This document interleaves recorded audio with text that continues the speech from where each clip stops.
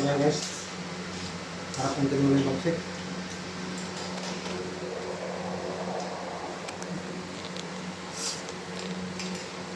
Sabaw pa lang guys. Ulam na pa. Hindi mo na kailangan kumain ng laman. Lamay na ang laman. Ano ulam? Puro sabaw na lang. Tinola? Kasi sabaw pa lang, ulam na. Harap guys.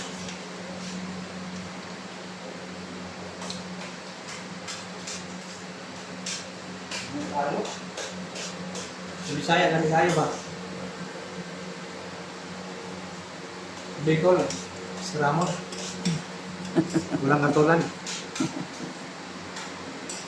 Ay, pa lang. Yun mo na? Kain tayo.